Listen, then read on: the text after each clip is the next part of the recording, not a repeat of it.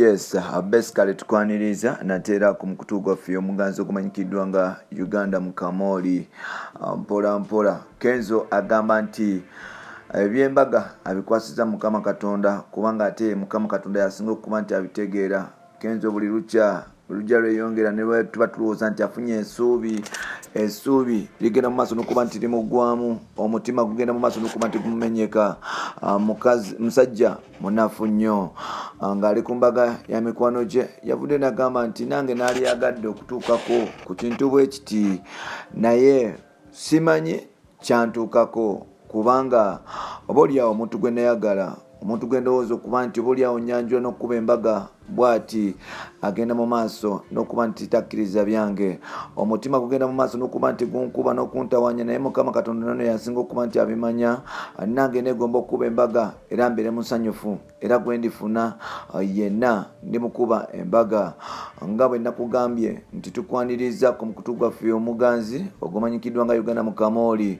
Awo no saakugambye erinnya amanya n'eddoboozi bampita Ntambi Jimso Rich Boy Maxudi Junior.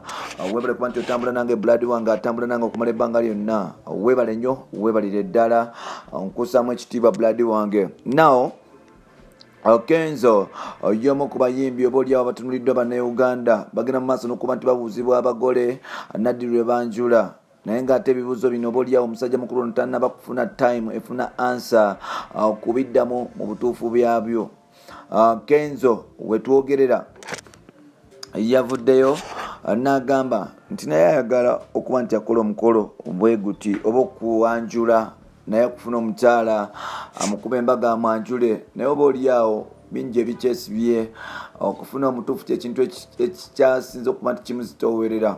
Jjukira waliwo amawulire agafumye recently nti musajja mukulu amanyikiddwa nga Edisa Musuuza agenda mu maaso n'okuba nti adeetinga muwala wa Kagama omukulu era nga bano nno baalabwako ku hotel y'e Kampala ku Fairway Hotel ate ne bamala ne balabwako ku nnyumba ya Kenzo Ebuziga ng'oba oliawo omukwano gubasaza mu kabo. Bannayuganda bangi abagenda mu maaso n'okuba nti oba oliawo batandika okulowooza nti Kenzo ayinza okusobola okuba nti agenda mu maaso n'okudeetinga omukyalo ono era nga nabwe kityo twali tusuubira mbaga nga bwegenda okuba nti ejja mu maaso awo. Kenzo alina challenges nyingi nti mikono gye gyonna egisinga obungi gigenda mu maaso n'okuba nti oba oliawo giwasa n'okuba nti gikubwa embaga. Tulaba recently muyimbi munamanyikiddwa nga Roden Wai Kabako yagenze mu maaso n'okuba nti awasa okwanjulwa kwogata n'okubwa embaga n'okuba embaga makeke eyabadde egomba. Bangi ababaddeko omu ku ye babaddeko bw'otunuulira manager wa Kenzo amanyikiddwa nga Homes Abeta akola ekintu kyekimu nti naye ali musisimi yakuba nti akuba mbaga mpola mpola. Bingi ebigenda mu maaso n'okuba nti oba oliawo bireetawo embeera eyinza okuba nti enafu ya Kenzo. Kenzo agamba nti sijja kukola nsobi olw'okuba nga mikwano gyange gigenda mu maaso n'okuba nti gindeka ku lujja nedda, ngenda kutwala obudde bwange nsobole okuba nti nange ntandika okuba nti neteekateeka oba oliawo nze ngende mu maaso n'okuwasa omuntu omutuufu, sijja papira bintu bwe biba nga tebiri ku ssaawa ntuufu. Yoyo Kenzo. Kenzo bingi ebimwogererwa Rema yamuleka mpola mpola, Lydia Jasmine wuyo atagala mpola mpola. Bw'otunuulira nti Mama Tracy yagenda era nga bangi bayogera bingi nnyo, naye ate nze sijja kufuuka ku omu ku abo kwogera ku bintu bye simanyiko mutwe n'amagulu. I think Kenzo, yes, emyaka gyegyo funa omukyala osobola okuba nti osetolinga, wabula ate turashinga kufuna mukyala olw'okubanga emikwano gigenda mu maaso n'okuba nti giwasa.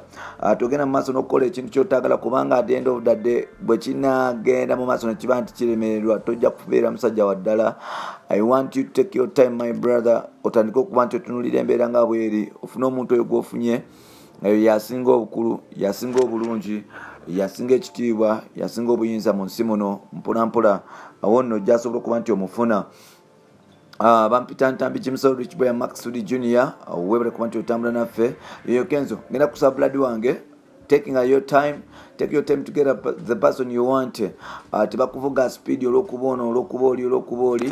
Yes, funa omusajja, funa omukyala gw'oyagala Blood wange olwo nolyoke owase mpola mpola. Uganda Mukamoli gwe mukutu mwebale kuba nti mutambula naffe.